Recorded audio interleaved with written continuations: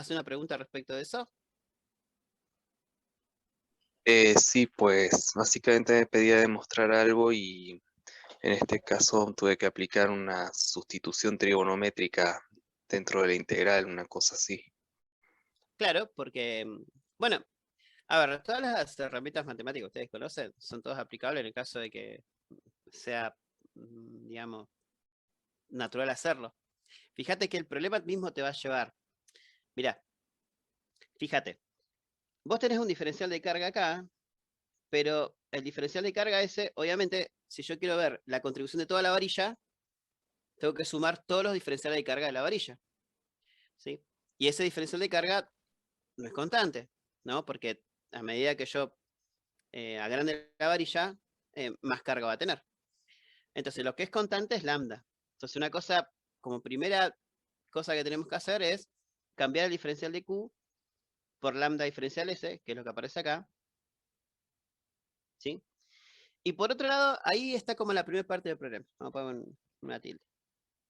Y ahora a ver la simetría del problema.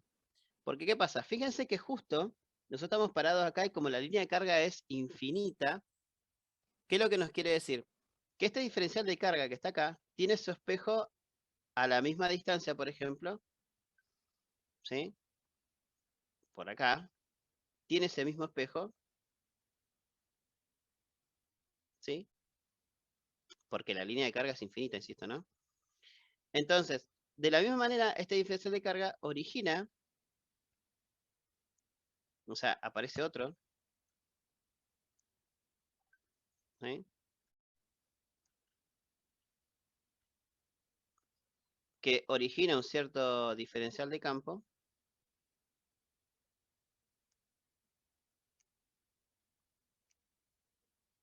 ¿sí?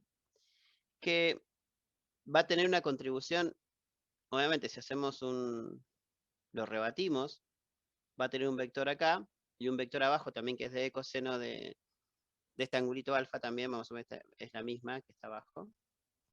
Entonces, fíjense que si cada diferencial le pasa lo mismo, lo que nos quiere decir es que en este problema de alta simetría, todos los vectores que sean los que sean hacia arriba se van a ir anulando con los que tengo hacia abajo.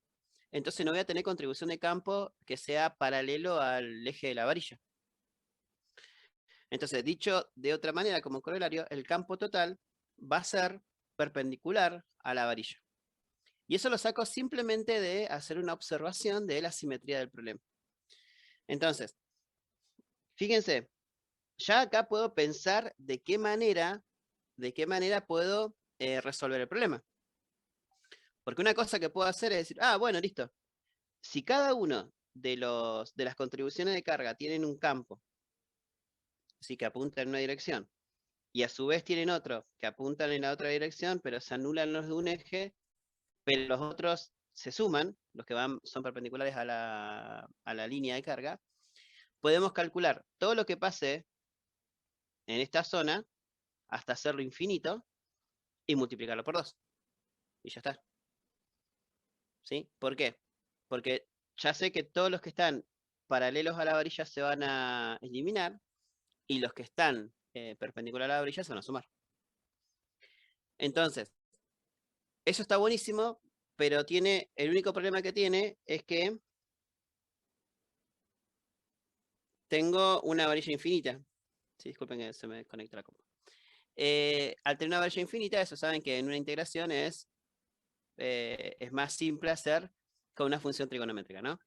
Porque integrar hasta el infinito es simplemente hacer una suma desde un ángulo 0 hasta pi sobre 2, por ejemplo. Y listo, se terminó. Entonces, sabiendo eso, calculo el campo originado, entonces, este va a ser el campo total, este que está acá, ¿sí? Pero yo voy a considerar solo la contribución en la dirección perpendicular a la varilla. ¿Está bien? Y el resultado que me va a dar solo va a ser uno de esos, porque voy a integrar entre 0 y 90 grados. Quiere decir que el resultado final lo voy a multiplicar directamente por 2. Y se terminó. No hay más. Después es absolutamente pura matemática. Donde es la parte donde digamos, no hace falta quedarnos tanto. Bueno, si reemplazan los datos del problema, fíjense que tienen que, acá aparece un coseno de alfa y acá tenemos un diferencial S, o sea que tenemos que buscar la manera de integrar, de relacionar S con alfa para poder hacer la integración. Eso es muy fácil, porque si miramos el problema, tenemos que la tangente,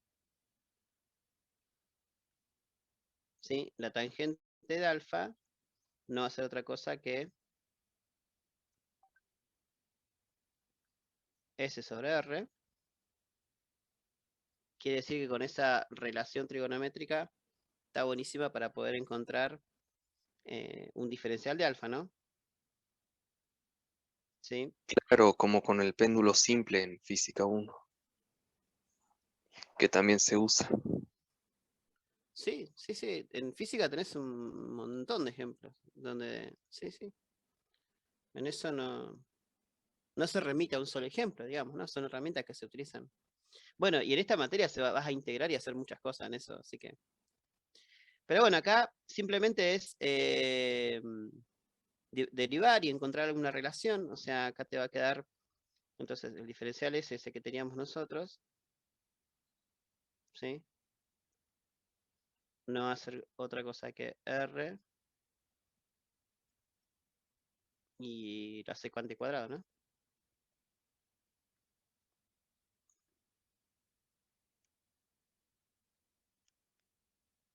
Disculpe. Diferencial de alfa, ¿sí?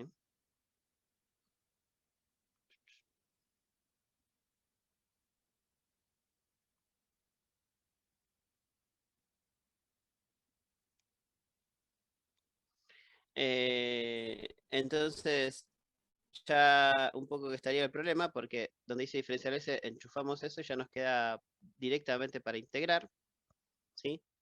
Fíjense que después tenemos R cuadrado chiquito, que también es una variable de integración, porque a medida que yo me alejo de cero, R también va a ir creciendo.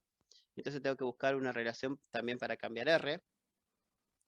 Y como R chiquito varía, pero R grande no, porque la distancia que tengo al punto, puedo poner una relación entre R y este R, que no es otra cosa que el coseno de alfa también, ¿sí? Entonces el coseno de alfa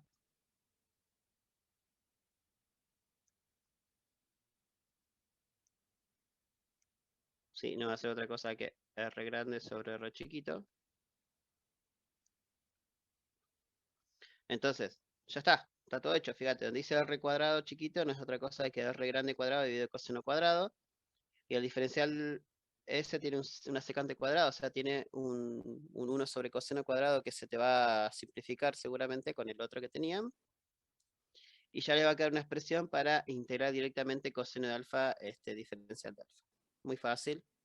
Eso lo integra entre 0 y pi sobre 2 para que sea toda la parte de arriba, y al resultado directamente lo multiplican por 2 y ya sería el campo que sería perpendicular a, la dirección del eje principal de la línea de carga, ¿no?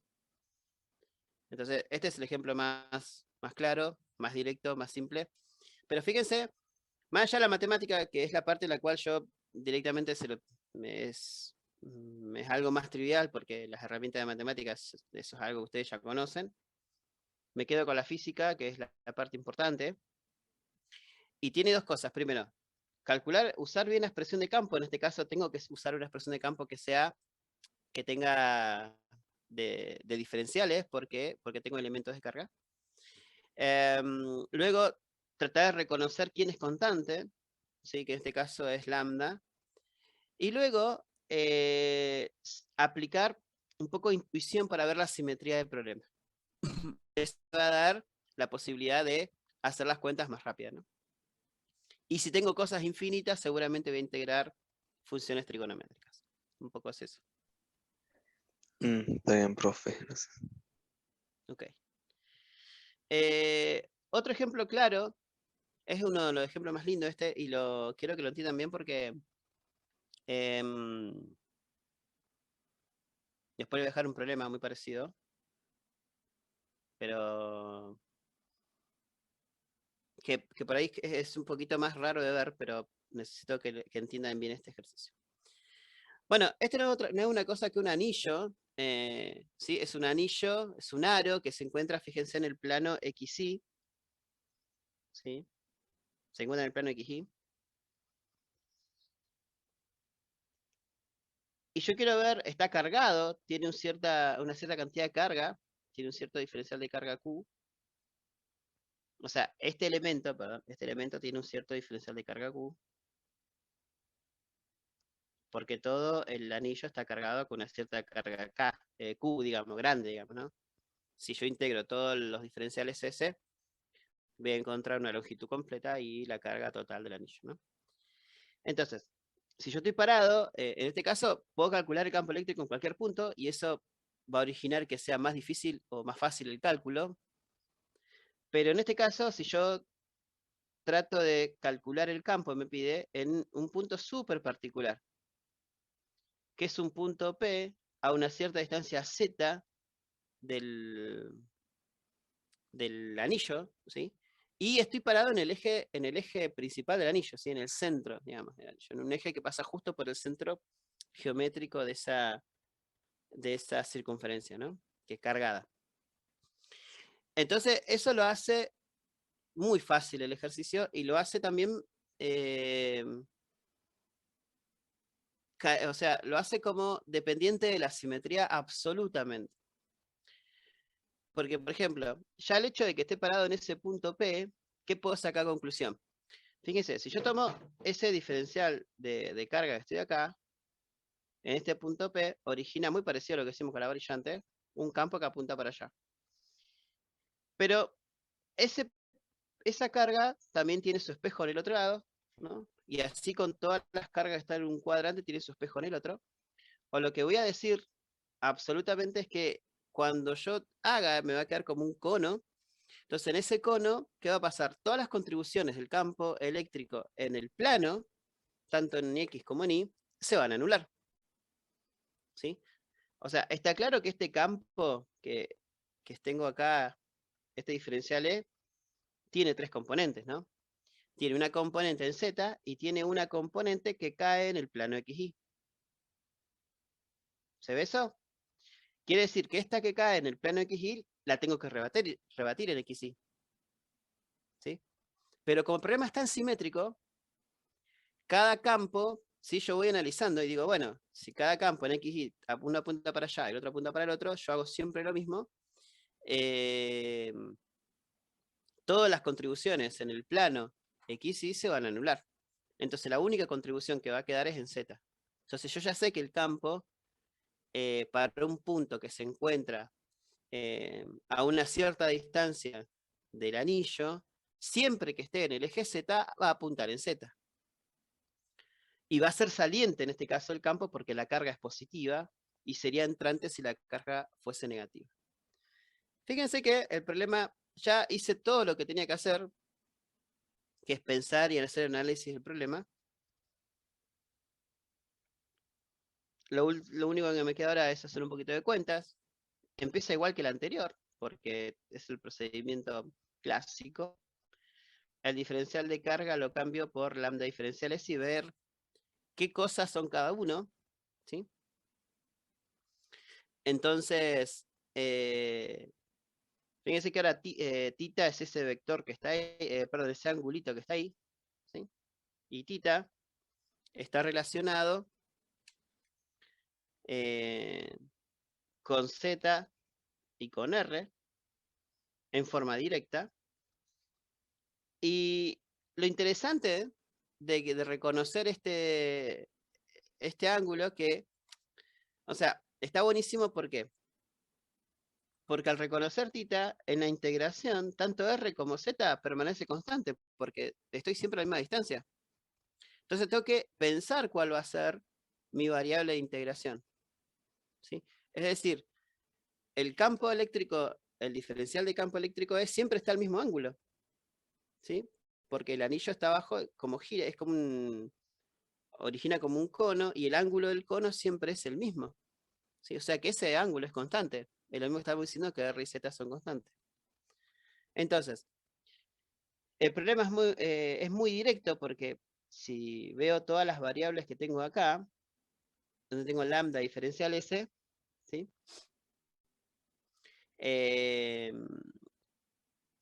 Van a ser, o sea, al aparecer este coseno de tita, o saco directamente coseno de tita afuera, que también lo podría hacer porque es constante. Yo acá lo que hice fue cambiarlo y ponerle z sobre r, simplemente para juntar las r. El coseno de tita z sobre r, ¿no?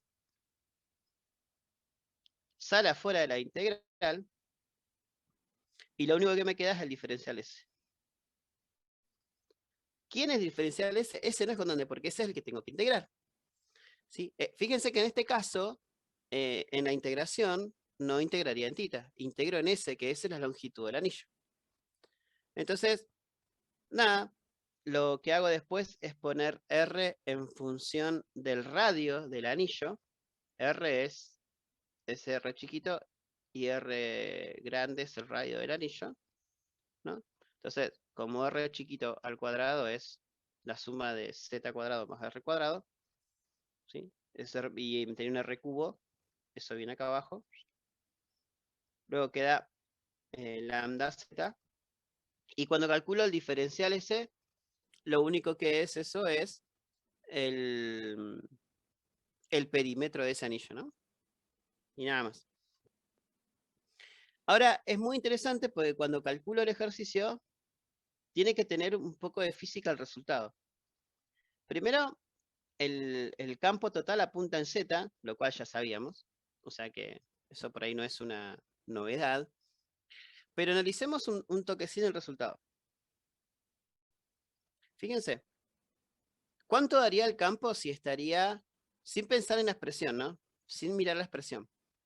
Conceptualmente, ¿cuánto vale el campo si estoy parado en el centro del anillo? O sea, si este punto P, en vez de estar ahí, estaría acá. ¿Cuánto valdría el campo ahí?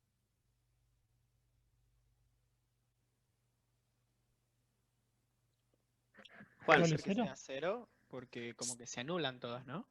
cero. Tiene que ser cero. Claro, se te anulan todas las contribuciones.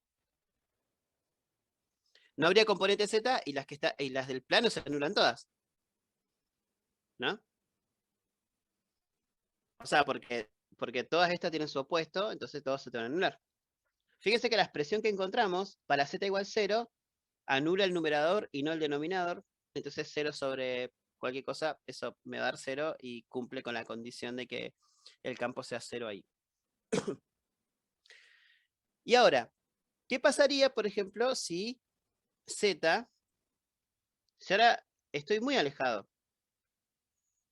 Si z, o sea, es mucho mayor que el radio del anillo. O sea, si este punto P está muy alejado.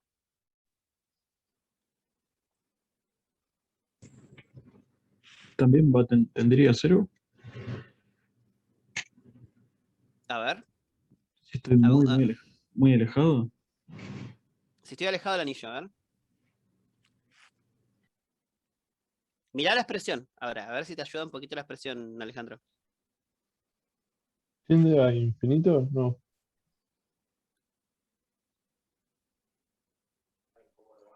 Bueno, en realidad está bien. Si vos te alejás como... A ver, acá estoy comparando Z con R, fíjate. ¿Sí? No estoy diciendo que estoy... A ver, quizás nos plantee la pregunta. ¿Qué pasa si Z es mucho más grande que R? Esa sería la pregunta. Porque si Z absorbe R. Claro, Z mata R y te queda Z cuadrado más R cuadrado es casi Z cuadrado, ¿no?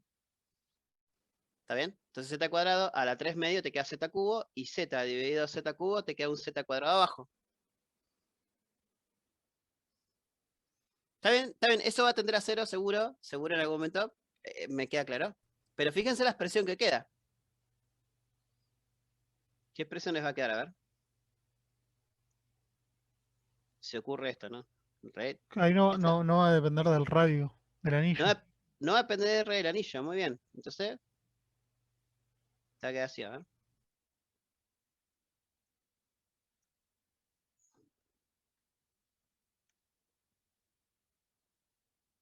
Me queda un Q arriba, que es la carga del anillo, que no sería casi un anillo. Y acá me quedaría un z cuadrado, ¿no? porque me queda un z cubo, que con este z me queda z cuadrado, ¿no? En K, ¿no? ¿Y esa expresión qué es?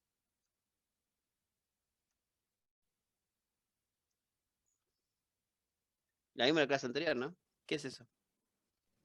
La expresión del dipolo, el común. No, no un dipolo. No, antes. O sea, la de... Sí, eso. Sí, no sé cómo se llama, pará, no me acuerdo. El campo ¿Qué? de una carga, ¿no? El campo de una carga, o sea, esto es exactamente igual a tener una carga Q positiva Claro, entre dos cargas, flashé y dipolo. Era y entre que dos cargas. estoy en un punto P a una distancia Z, ¿no? O sea, esto sería esto. ¿Está bien? Es la misma expresión.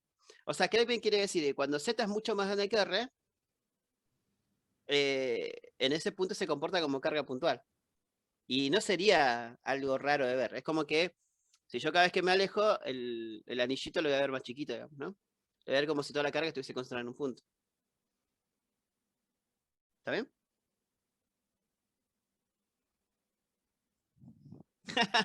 Bueno, un poco de masazo. Bueno, pero a ver, más allá de cuestiones así asociadas a la matemática, que son cosas que, bueno, cada uno de ustedes sabe sus fortalezas y debilidades, digamos. Entonces, cositas que por ahí les faltan, búsquenlas. Hay que hacerse muy ducho con integraciones que son básicas, con algunos desarrollos, con todos esos elementos, tráiganlos, ¿eh? Y traigan para la próxima unidad, para la próxima clase, estos elementos, ya les voy tirando para que estén, digamos, sepan de lo que vamos a hablar. Por si no recuerdan tanto, ¿qué sería? Análisis 2, supongo yo que sería. Traigan la divergencia, cómo se calcula, sí, el operador, ¿ok? Eso tráiganlo conceptualmente asociado a ustedes. La geometría esférica, la geometría cilíndrica, el jacobiano en esférica, el jacobiano en cilíndrica. Esas cositas ténganlas a mano, repásenlas, porque que no sea eso una de dificultad para resolver un problema, ¿no? En física. ¿Ok?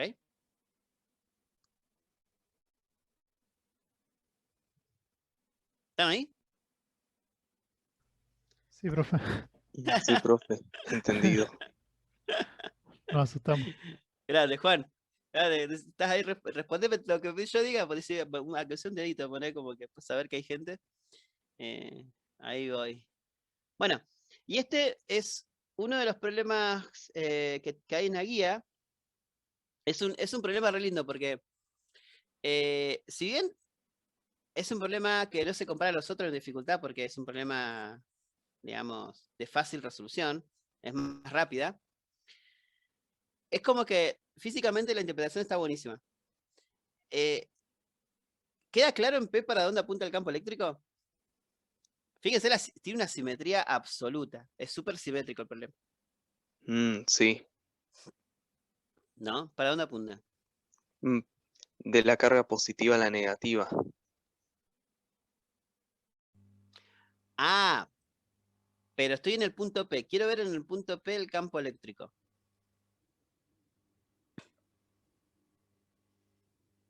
¿Una circunferencia?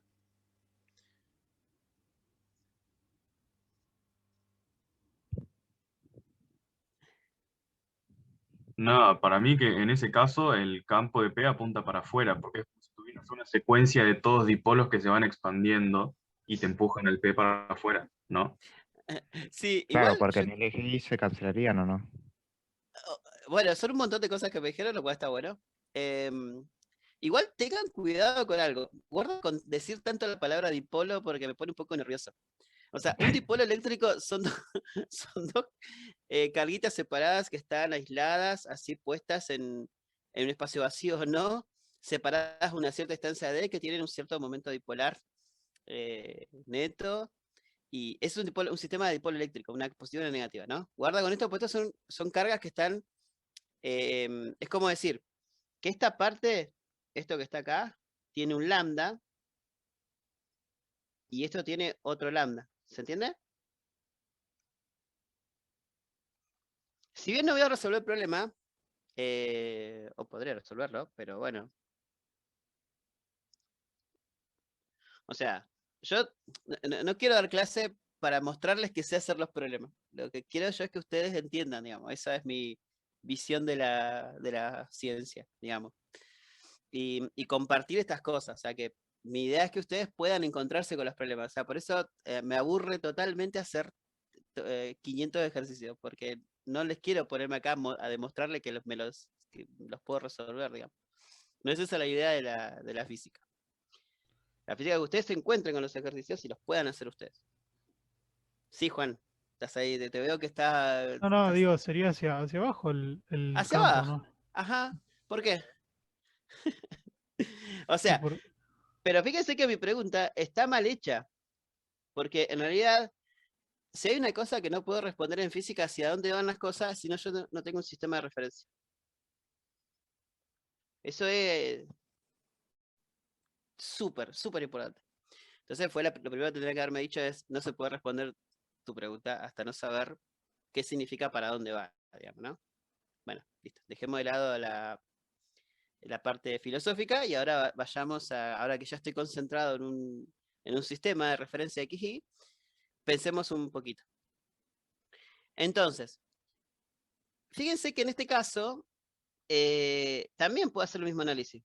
Si yo tengo un cierto diferencial de carga, vamos a poner acá, justo le tocó a la parte de arriba, que es la parte positiva, ¿no? A esta cierta distancia que, no sé si dice, lo que pasa es que la imagen es malísima, dice R acá, ¿no? Bueno, en la práctica está, así que fíjense. Está claro que este campo apunta para acá. No hay manera que apunte para otro lado, porque la carga esa es positiva. ¿Sí? Vamos a borrar eso. Por otro lado, ese pedacito diferencial de Q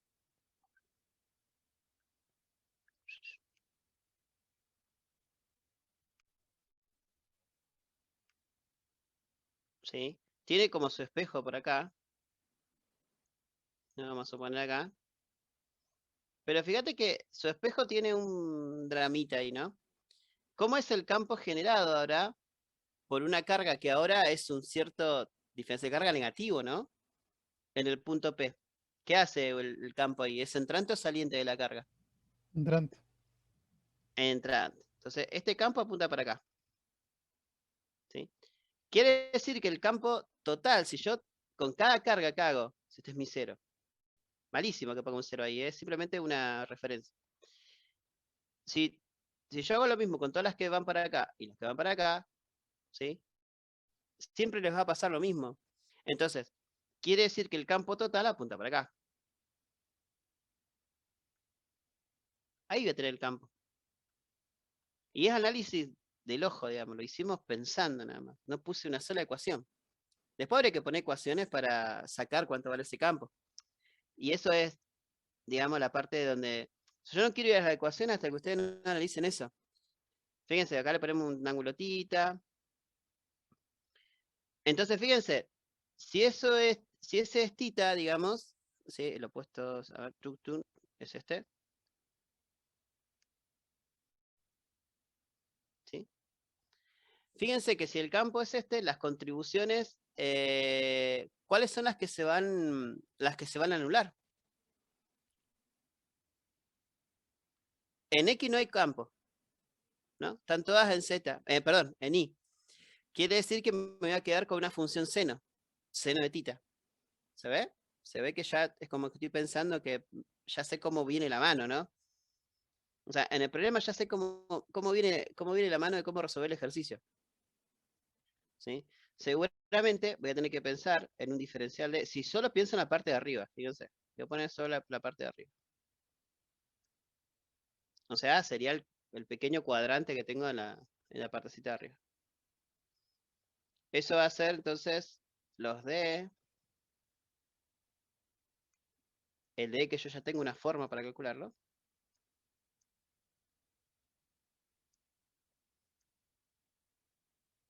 Por el seno de θ. Fíjense cómo cambia el problema, porque en el otro que hicimos al principio de la varilla apareció un coseno. ¿Y cómo cambiaría el ejercicio si yo me equivoco y le pongo a todo esto, en vez de negativo, le pongo positivo? Si yo si la de abajo fuese positiva, ¿cómo sería la resolución? ¿Para dónde tiraría? Y hacia la derecha puede ser, ¿no? Creo que sí. Claro, porque ¿qué pasa con todas las contribuciones que tenés en I? En I se te van a ir anulando, ¿no? Claro, claro. Entonces, fíjate cómo cambia el problema si no lo hacemos, consideramos bien la simetría, ¿no? Bueno, no hay más. Se terminó el problema ahí. Porque ya este D ya saben cómo calcularlo, que va a ser 1 sobre 4pi epsilon 0 por el diferencial de Q sobre R cuadrado. Y lo interesante de estar parado justo en el centro de una circunferencia es que R cuadrado es constante, o sea que va a salir afuera la integral. ¿Sí? Súper fácil. Lo voy a hablar solamente para irlo conceptualizando, ¿no? Ese diferencial de carga seguro que va a aparecer un lambda diferencial S, donde el lambda va a salir afuera. Y lo único que me va a quedar ahí es que voy a tener un diferencial S y un seno de tita dando vuelta. Entonces, posiblemente tenga que considerar la longitud de arco, ¿sí? Si esto es S, esto es tita, y esto es R, obviamente muteo el diferencial de S, poniendo R diferencial de tita, y queda buenísimo, ¿no? Porque en ese diferencial S queda R diferencial de tita, el R de arriba con el R de abajo, pum, alguno se va a morir, y ya sale bien el problema. Nada más caer un lambda dividido R, una cosa así. ¿Sí? Pero más allá de la resolución del ejercicio, y ya sabemos lo más importante, que el campo total me tiene que dar para abajo.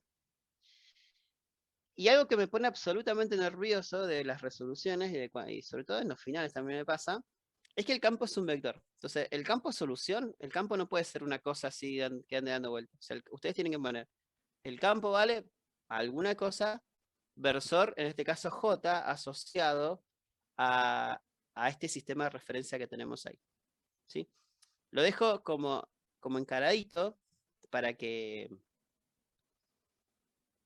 digamos, ustedes lo puedan terminar.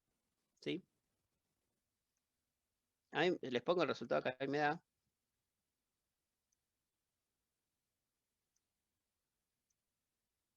A mí me queda así.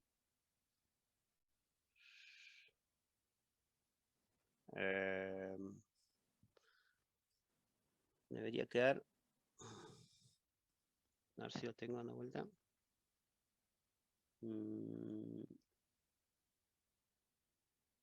A ver si tengo por ahí.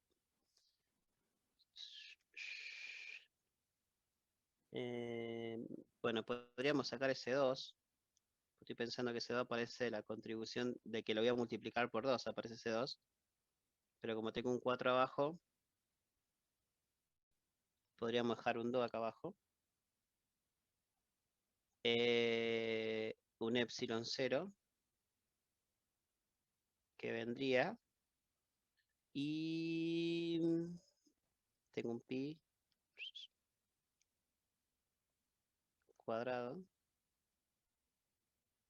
Y tengo un R cuadrado.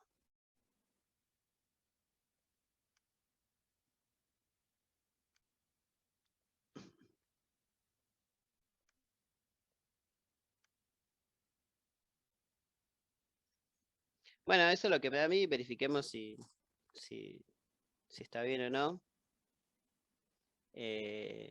¿Por qué dejo Q? Porque fíjense que les va a quedar en la solución, cuando ustedes lo calculen, les va a quedar en función de lambda. ¿Sí? Pero ¿cómo hago que aparezca Q?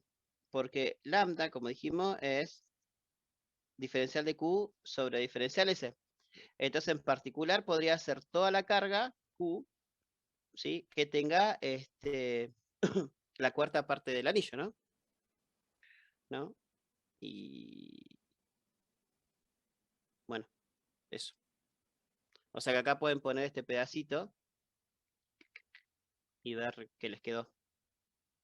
¿No? Bueno, más allá de eso, ¿alguna duda con cómo resolverlo?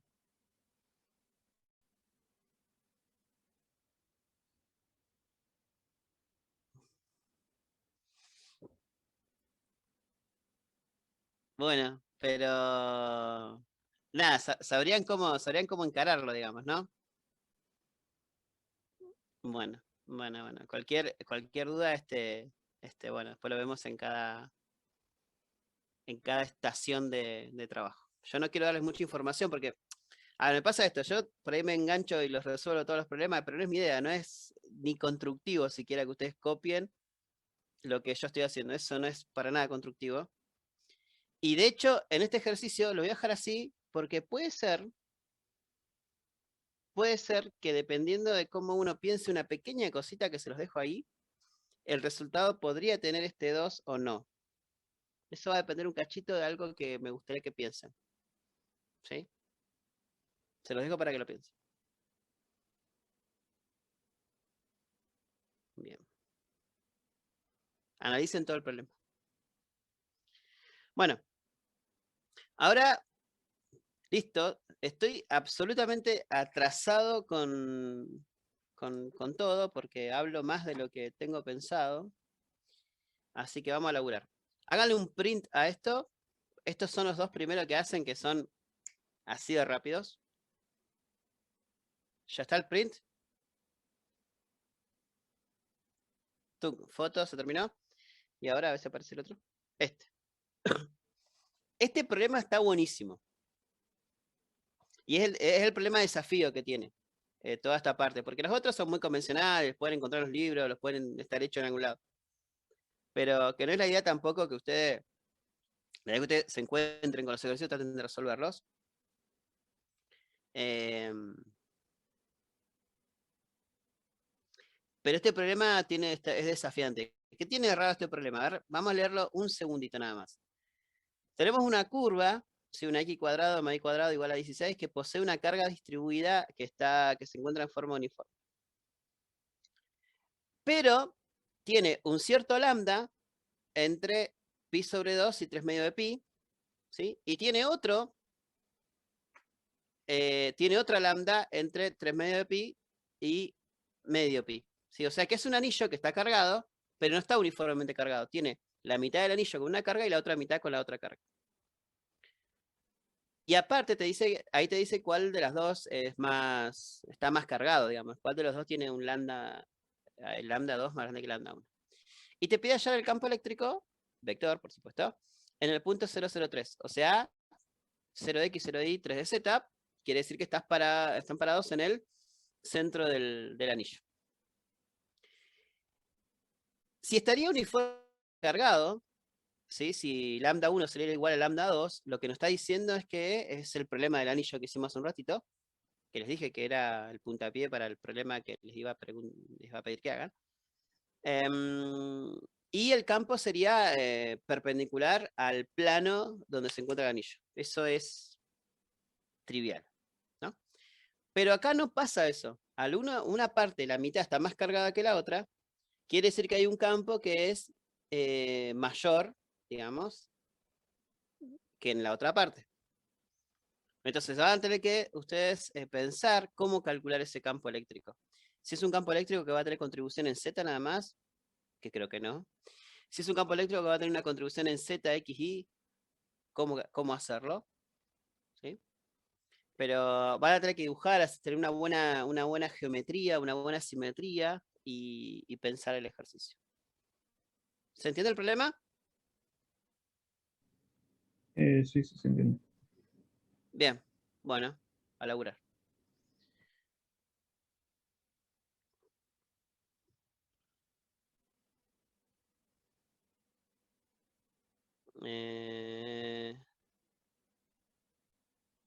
Ok, sí, Franco, perdón. No te respondí porque estaba justo explicando lo que estaba explicando hace un ratito. Bueno, vamos a laburar.